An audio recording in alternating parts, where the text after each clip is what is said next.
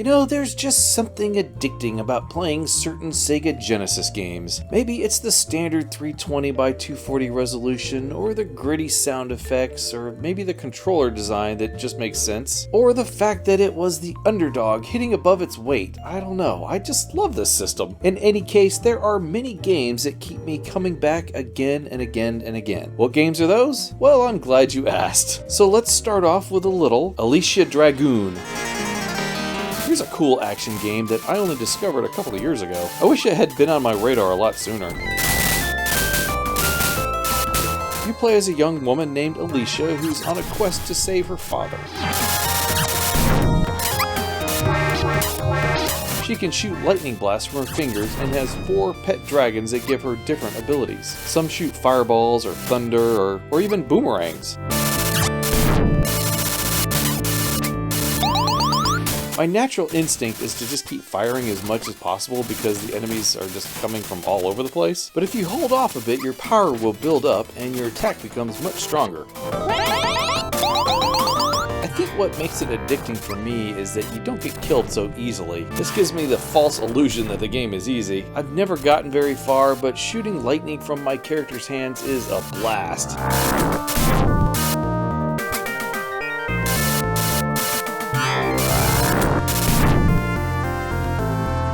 Castle of Illusion starring Mickey Mouse, and World of Illusion. 2 of the most memorable platform games for this system, and not because they star Mickey Mouse. Or maybe it is. Anyway, the goal in the original game is to rescue Minnie Mouse, who has been mouse-napped by an evil witch named Miserable. She's obviously not happy at all because she's miserable. Get it? Yeah, these are the jokes, folks. Get used to it. Anyway, I love the detailed graphics and gameplay of bopping enemies with Mickey's butt. I wonder if this is the first game that uses that mechanic. The sequel, called World of Illusion, also features Donald Duck, and the goal is for he and Mickey to find a way to escape a magical world. Gameplay is a little different this time in that your main attack is by using your magic cape. Not quite as satisfying as the butt stomp, but it's still fun.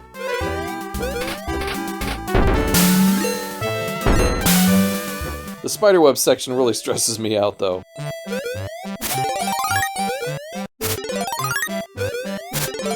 Dr. Robotnik's Mean Bean Machine. I first discovered this game on the Super Nintendo when it was called Kirby's Avalanche. At the time, I thought it was a unique game, but it turns out it's just a Puyo Puyo puzzler. I do remember it being mentioned during the video game hearings back in 1993, as Bill White from Sega said the Genesis had a wide variety of games for everyone. And puzzle games, such as Dr. Robotnik's Mean Bean Machine, constitute 2% of revenues. What you do here is drop these gelatinous blobs and attempt to get 4 of them together. If you do, then they disappear, causing the blobs above them to drop down. If you cause a chain reaction, clear blobs will populate on your opponent's side. Oh, and did I mention you're competing against either the computer or a friend? It's not much in the graphics department, but the awesome feeling you get causing those chain reactions is definitely worth it.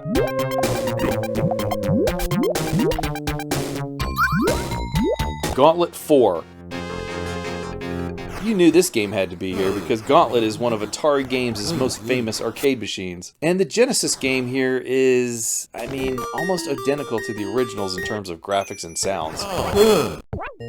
This one offers several different play modes. Arcade is a pixel-perfect conversion of the original with never-ending dungeons. Quest is the real standout mode, though, because it is basically a Gauntlet RPG. You even get to fight dragons. Ow! Battle mode has you fighting up to 3 others in combat, and record mode has you trying to improve your performance each time. I love the backstory for this game. Apparently it started out as just a basic port created by the folks who would become Sega's M2 studio. They wanted to see if it could be done, and then Tengen/Atari Games picked it up, but wanted some more modes included. The team obliged and created one of the best ports of Gauntlet ever made. It even has some awesome music not heard in the arcade game.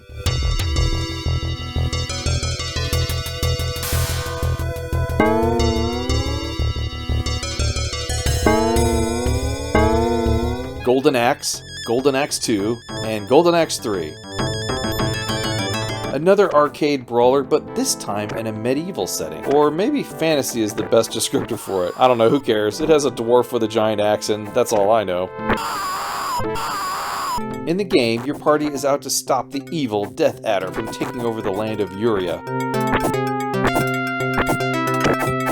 I usually play as Gilius Thunderhead, the dwarf, but there's also Axe Battler and Tyrus Flare, two sword-wielding humans. Slicing through your enemies is very addicting, but how dare they block or attack me back? That's no fun. Besides your standard weapon attack, you can do a special move by pressing the jump and attack buttons. This move can get you out of a jam, as can the special magic attacks. Build up your magic with blue pots in order to perform that attack. Oh, and I almost forgot the dragons. You can ride them and shoot fireballs or kick enemies. Always found that very cool. There's a sequel called Golden Axe II, but it's nothing like the arcade sequel. It's still pretty good with basically the same gameplay and great graphics.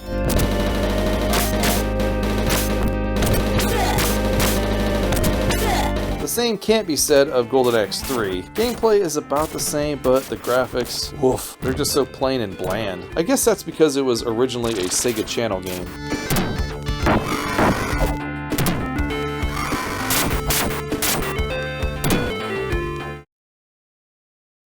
Growl. Okay, let's get one thing straight. I love this game because you get to play as an Indiana Jones knockoff. There isn't a more satisfying attack than using the whip on your enemies, and the fact that they can get hit by it when they try to sneak up behind you. This game definitely has a message about protecting animals from evil poachers. Kinda makes me think of Captain Planet.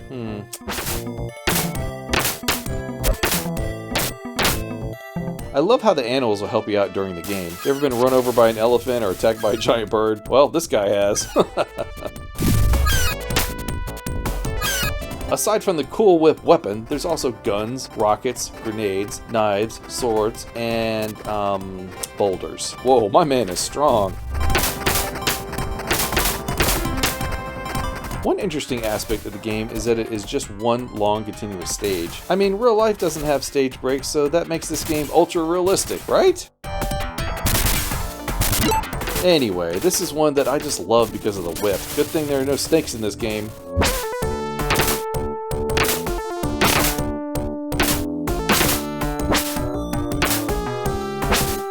Haunting, starring Polterguy. One of the most unique games I have ever played. In this one, you're a cool dude, a cool dead dude, who is trying to scare the evil Sardini family out of their house. Reminds me a little bit of Beetlejuice, right?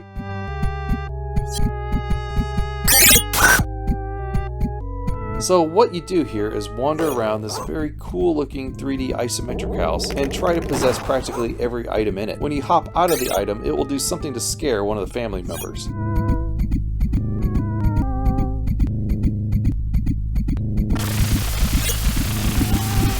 Once their fear level reaches its peak, they'll run out of the room and you'll have to collect this green ectoplasm that drops. This is basically your energy and you'll need enough of it to keep going, otherwise you'll end up in this weird underworld.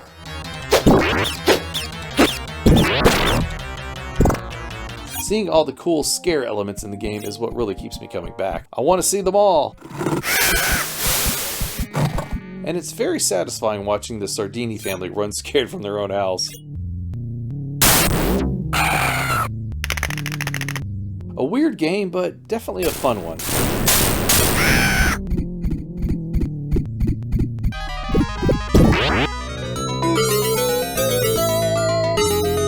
KLAX. Another awesome puzzle game, just like Tetris. Well, kinda. I mean, this time you're grabbing tiles and dropping them to create 3, 4, or 5 in a row. They can be vertical, horizontal, or diagonal. This is called a KLAX. You could also get a chain reaction when the tiles disappear as the ones above drop downward. The stages have different goals, like getting a certain number of KLAXs or points. The Genesis game is one of the best versions with nicely detailed graphics and okay sounds.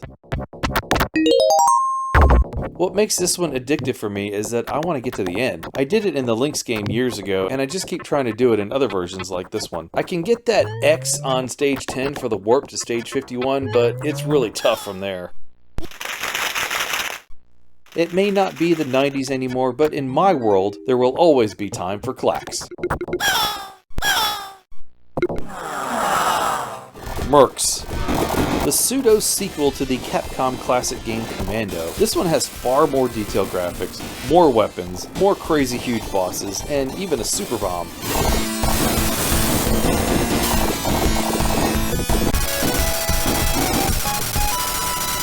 My favorite weapon in the game is the flamethrower. I love that I can just hold the button down and swing that flame all over the screen. Take that, punks. The Genesis game unfortunately is a single-player only affair, but it does have a special mode with new stages, a weapon shop, and the ability to switch players, each with their own type of weapon. This feature really makes this version stand out, and it's one that I can't stop playing once I get started. Love this one.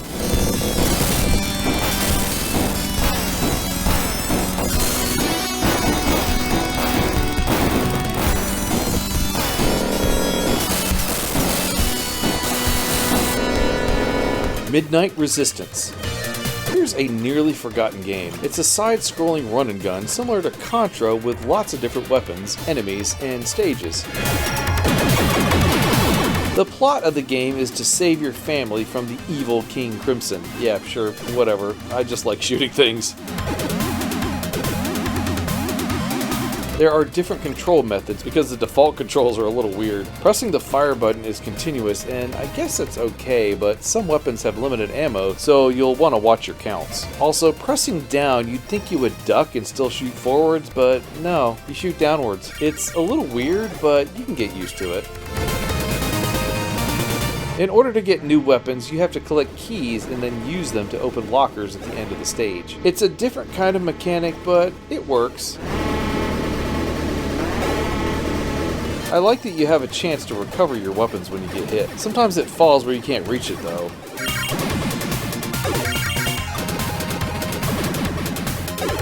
The stages are all pretty interesting, and there's a nice variety of enemies and bosses. It's a game that I just want to play so I can see what cool thing is coming next. I love run and gun, so naturally this is frequently on my playlist.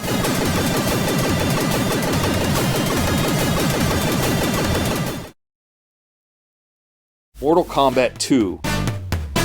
My all-time favorite fighting game. Outstanding. I've beaten the Genesis game with most of the characters over and over and over again. Usually I play as Scorpion, but I also like Baraka for his sword arms and Jax because of his enormous muscles. And since I've hung out with Master Daniel Pesina, I've come to love playing as his character of Johnny Cage too. Mwah. For me, the addiction is the super fast gameplay. When I learn to defeat the enemy with smooth precision and bone-crunching attacks, I just want to do it again, and again, and again. And then when I learned the special moves and the finishing moves, I just wanted to do them all.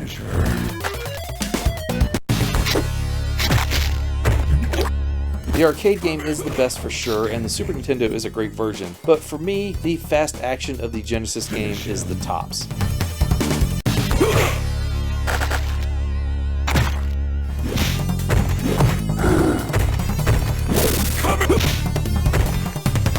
I love it when I can beat Shao Kahn on very hard for the first time. Yes!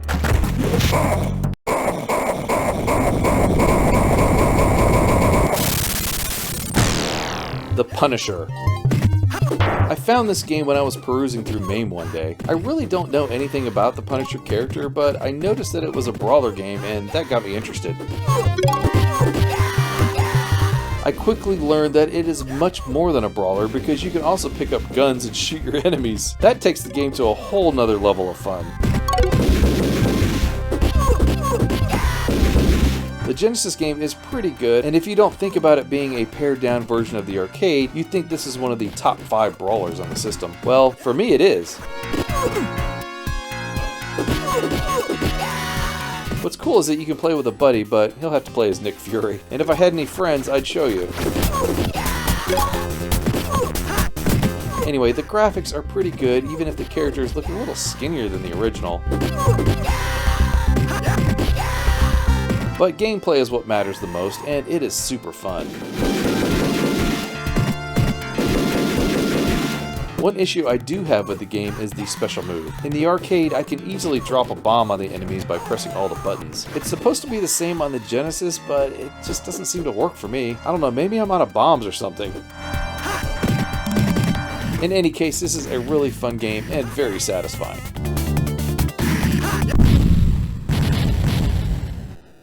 Rampart. In the late 80s and early 90s, I was all about Atari's video games, no matter what they were. And I was also a fan of Tetris. I mean, who wasn't?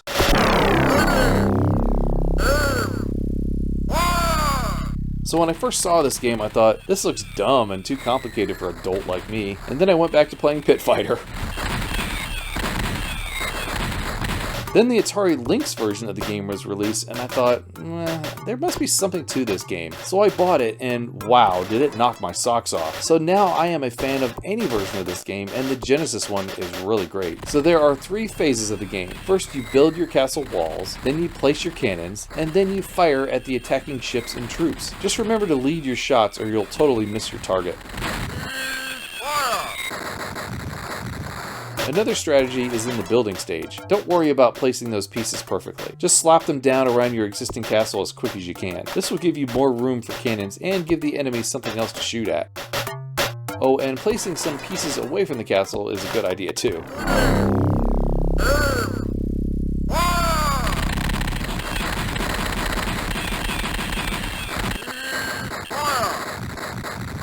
RBI Baseball 4. Baseball has always been my favorite sport, and when I got my Genesis, I came to the realization that I didn't have any baseball games. So I decided to rectify that with what was in my mind the best baseball game at the time. Hey, I'm sure this being from Tengen, aka Atari Games, had nothing to do with it.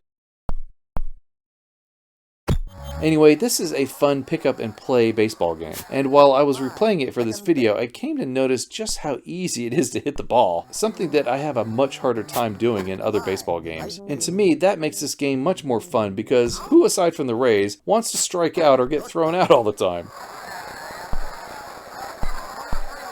Graphics and sounds are good, but I have to wonder, is the field really that big or are the players really that small? Seems to be a little bit off to me. Also, the cutscenes on the sides are pretty cool. Sometimes they can be a little distracting as I'm trying to hit the ball, though.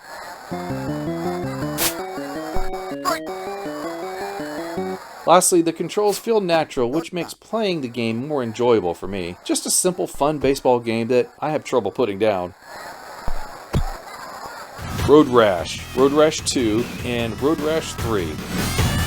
The first time I ever saw this game cartridge, I thought, ew, that's not a Sega game, and I skipped past it. Also, it was a motorcycle racing game, and the only one I knew about was Hang On, and I thought that one was kind of dull. But then I saw Road Rash in action, and I immediately fell in love with it. The way the road looks as you're going up and down the hills blew my mind. Sure, it was a little choppy, maybe 15 frames per second, but I got over it real quick once I learned how hilariously fun it is to knock your opponents off their bikes. Once you get past the fighting aspect of the game, there's a great sense of speed and urgency too. Being in first place and knowing that you could lose it all if you get hit by a car can be very exciting.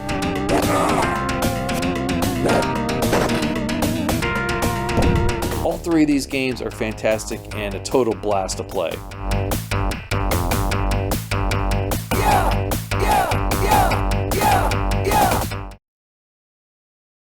Robocop vs. the Terminator. This game is based on the comic by Dark Horse, which is based on the movies Robocop and Terminator. Too obvious? Wait till I cover Alien vs. Predator sometime. What makes this one addicting for me is that it's a side-scrolling run-and-gun featuring one of my all-time favorite characters, Robocop.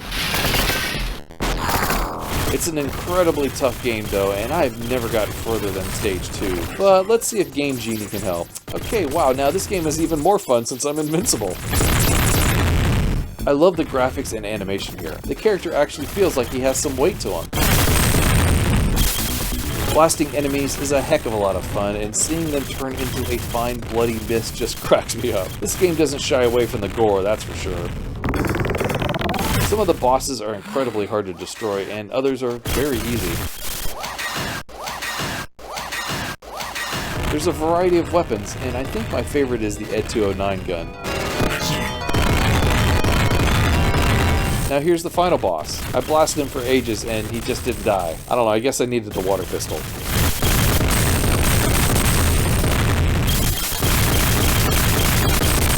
Splatterhouse II.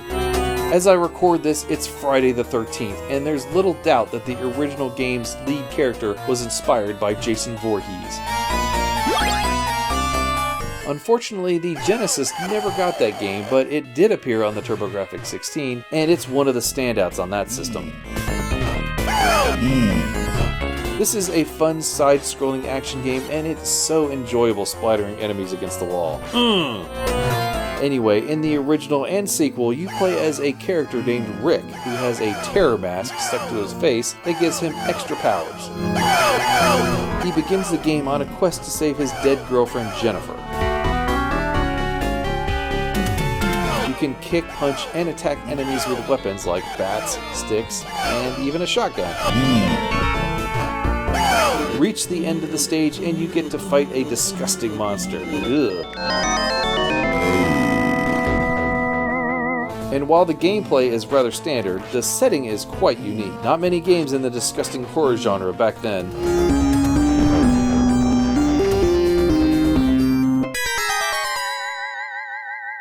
Star Trek: The Next Generation. I have always been a huge Star Trek fan from even before Next Generation began airing in 1987. So when this game came out, I rented it right away. And honestly, I had no idea what I was doing. I still don't. So the first thing I did was go to the computer and just started reading everything in it, mostly looking at what it had about Captain Kirk. Then I got into this long and drawn-out shootout with the Romulans, and wow, that was one of the most intense battles I have ever been in. Sure, the ships are in 2D and very small, but trying to position the Enterprise so that these stronger shields are facing the enemy, all while attacking them back with phasers and torpedoes, can get very intense.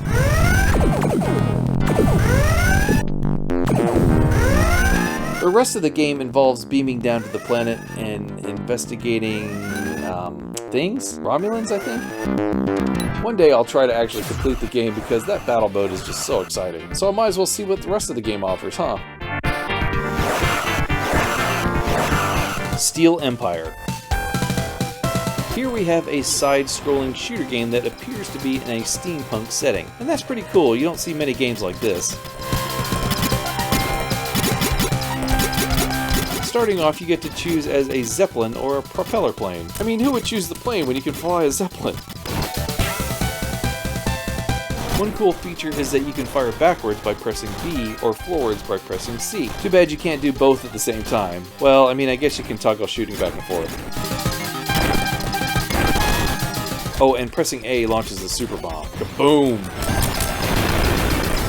Graphics are a little dull here, but I don't mind it so much because of the amount of detail. The ships look a little flat, but hey, at least they try to keep things interesting. Look at that amazing dithering on stage 2. Or how you have to fly from right to left later on. Totally amazing! Okay, I'm just kidding. I mean, sure, the game has some nice set pieces, but it's not totally mind-blowing or anything. The only reason this game is really addicting for me is that you get to fly that Zeppelin. I just think that's really cool.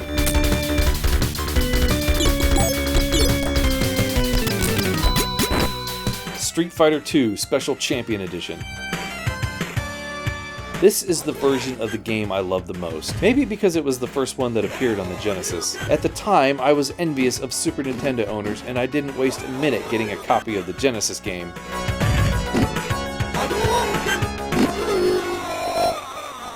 And aside from the scratchy sounding voice, this is an incredible port of the arcade. Absolutely beautiful backgrounds, smooth animation, great controls, if you're using the 6-button controller, and amazingly fun gameplay. All those aspects keep me coming back time and again. Even when there's other better versions, I'd rather play the Genesis game. It's a really great feeling when you can successfully pull off that Shoryuken attack of Kins and Ryus. I also have to laugh at Honda's 1000 hand slap or Blanka's electric charge attack. Those guys never saw it coming. A perfectly balanced and fun conversion of the original arcade game, and one I would rather play over just about any other version.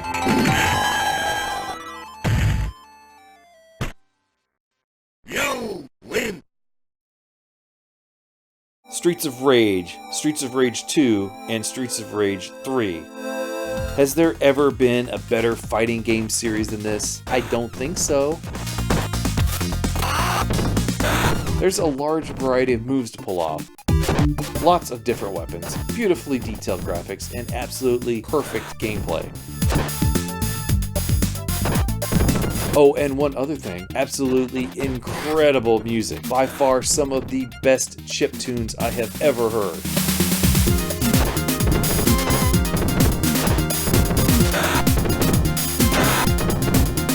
Of course, the best game in the series is Streets of Rage 2. It has larger characters than the original and improved graphics and sounds. It should be, considering it's 4 times larger than the original game.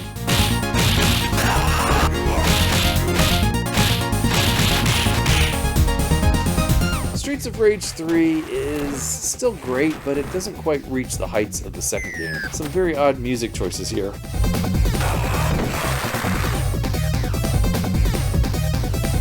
I also understand that the Japanese version called Bare Knuckle 3 is a more fun version than the American game.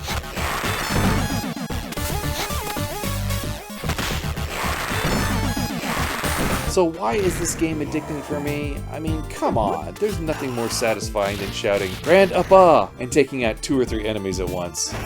Yes!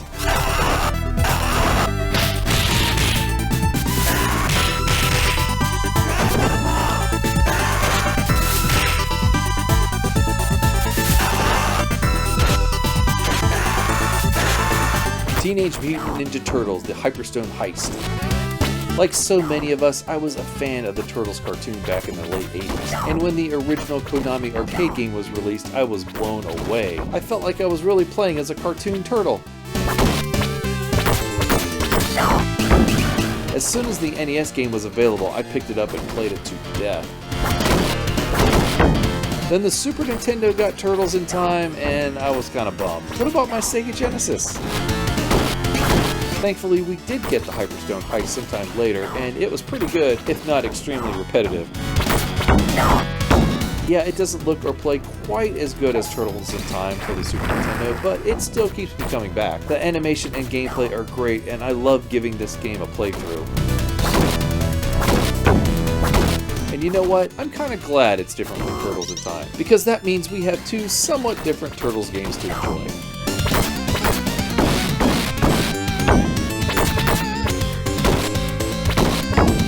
Virtual Racing. Imagine what racing games were like before Virtual Racing. Most games had a behind-the-car view of the road that twisted left or right, and maybe up and down. I mean, even the oldest racing game like Night Driver had this mechanic.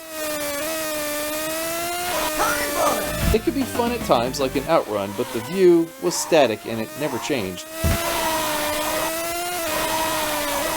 But thanks to the 3D SVP chip, Virtual Racing gave the player the ability to view the car from above, behind, far behind, or even in the cockpit.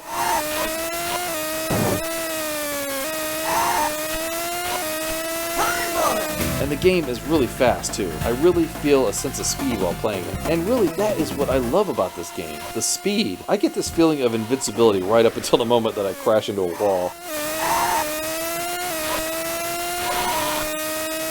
The Genesis game also includes 3 tracks, and it's amazing to see all the little details scattered about. The Ferris wheel, the boats, the tunnel, the bridge, all the cool features.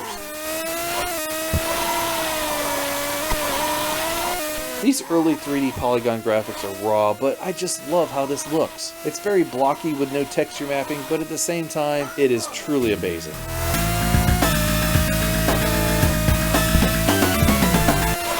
Zombies Ate My Neighbors. There's something special about this game. Maybe it's the wacky setting or the fun gameplay where you blast enemies with water pistols, or maybe it's the cartoony and happy-go-lucky style of the game. I mean, this one doesn't take itself too seriously. You choose between two characters, Zeke and Julie, who run around the neighborhood rescuing their neighbors from zombies and other monsters created by Dr. Tongue. Ugh, Dr. Tongue?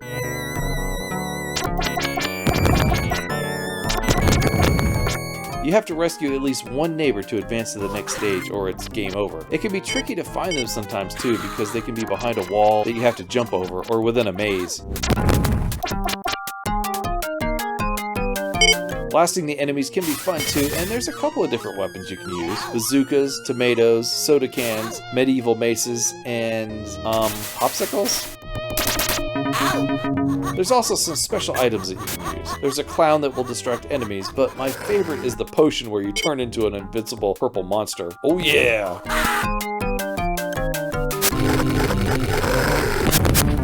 This game kind of reminds me of the Indiana Jones and the Temple of Doom arcade game, which I absolutely love. So apparently games where you battle enemies to save your friends is a gameplay style that I really enjoy.